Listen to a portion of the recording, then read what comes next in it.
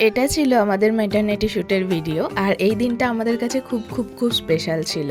আর আমরা 9 মাসের আগে 8 মাসেই শ্যুট করে নিয়েছিলাম ভয়েতে, কারণ 9 মাসে যদি আর্লি ডেলিভারি হয়ে যায় তখন খুব সমস্যা হবে, শ্যুটটা বাকি থেকে যাবে। জীবনের এই স্মৃতিটা আমি ক্যাপচার করে রাখার জন্য প্রচুর ইউটিউব, ফেসবুক, ইনস্টাগ্রামে পেজ দেখেছি কোন ক্যামেরাম্যান বুক করব, কোথা থেকে শ্যুট করাবো। তো শেষে পেয়েছিলাম। আর রাজীব এই প্রথম মেকআপ করলো। ও প্রথমে না না বলছিল, আমি বললাম ক্যামেরায় ভালো আসবে, তুমি করো, দেখো ওকে কেমন লাগছে। আমি জাস্ট ড্রেসটা পরে রেডি হয়েছি, কারণ আমার মেকআপ, হেয়ারস্টাইল, কস্টিউম সব কিছুই স্টুডিওতে বুক ছিল। সেই জন্য আমরা একটা বড় প্যাকেজ নিয়েছিলাম। আর আমরা স্টুডিওতে পৌঁছে গেছি। এবার আমার আস্তে আস্তে সব কিছু শুরু হচ্ছে। আমরা এই কস্টিউমটা চুজ করেছিলাম। আমি নিয়েছিলাম পিঙ্ক, মানে গার্ল, বেবি গার্ল। আর রাজীব পরেছিল blue, it's a baby boy shine. ঠিক আছে, আমরা এইভাবে জিনিসটাকে ম্যানেজ করেছিলাম যে ও একটা, আমি একটা। যাই হোক, আমার মেকআপ শুরু হয়ে গেছে। আর রাজীব বেচারা একা একা বসে বোর হচ্ছে। আমি ওকে বলছিলাম তুমি কিছু কিছু ভিডিও শ্যুট নাও, সেগুলোই ও নিচ্ছিল। আর আমি চুলটাকে কার্ল করার চেষ্টা করেছিলাম, কারণ আমার ওপেন হেয়ার রাখতে বেশি ভালো লাগে, আমার চুল প্যাক করতে ভালো লাগে না। তো এই কস্টিউমটা আমাকে কেমন লাগছে জানি। আর ভাগ্যিস আমি এই শ্যুটটা করে নিয়েছিলাম, না হলে হয়তো হতো না, কারণ আমার 20-25 দিন আগে আর্লি ডেলিভারি হয়েছে।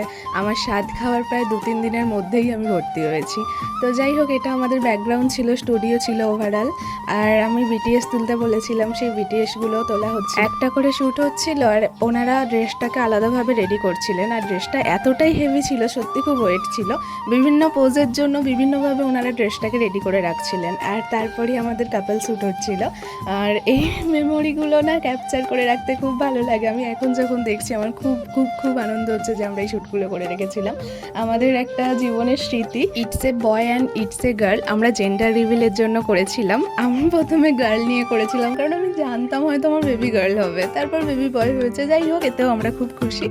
আর ইটস এ গার্ল পিকচারটা আমাদের আর আপলোডই করা হলো না, তাও তুলে রেখেছিলাম।